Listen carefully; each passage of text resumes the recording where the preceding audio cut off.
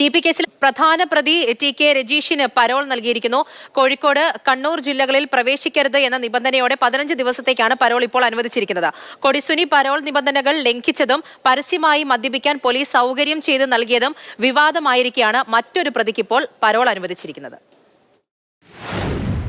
TP Chandrasekharan വധക്കേസിൽ 4ാം പ്രതിയായ TK രജീഷിനാണ് parole അനുവദിച്ചത്. കുടുംബ ചടങ്ങിൽ പങ്കെടുക്കാൻ അനുവദിക്കണമെന്ന അപേക്ഷയിൽ 15 ദിവസത്തേക്കാണ് പരോൾ. കോഴിക്കോട്, കണ്ണൂർ ജില്ലകളിൽ പ്രവേശിക്കരുതെന്ന നിബന്ധനയുണ്ട്. TP കേസിൽ ആദ്യമായാണ് രജീഷിന് പരോൾ ലഭിക്കുന്നത്.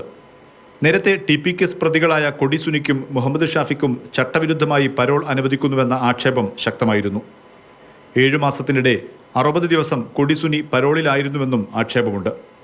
നിബന്ധനകൾ ലംഘിച്ചതിനെ തുടർന്ന് കഴിഞ്ഞ ദിവസം കൊടിസുനിയുടെ പരോൾ റദ്ദാക്കി ജയിലിലടച്ചിരുന്നു.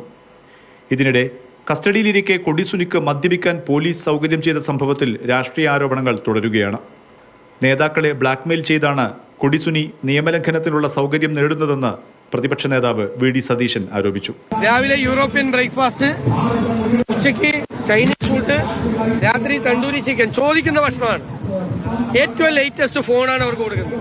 അതുകൊണ്ട് മുഖ്യമന്ത്രി ദയവ് ചെയ്തൊരു കാര്യം കൂടി ചെയ്യണം. ഇപ്പൊ ചൂടുകാലം വരാൻ പോവാണ്, അവരുടെ മുറി ഒന്ന് എയർ കണ്ടീഷൻ കൂടി ചെയ്തു കൊടുക്കണം. കൊടിസുനിയും സംഘവും നടത്തിയ മദ്യപാനത്തിനെതിരെ CPM നേതാക്കൾ രംഗത്തെത്തി. ജയിൽ ചട്ടങ്ങൾ ലംഘിച്ചവർക്കെതിരെ നടപടി സ്വീകരിച്ചിട്ടുണ്ടെന്ന് സ്പീക്കർ AN ഷംസീർ.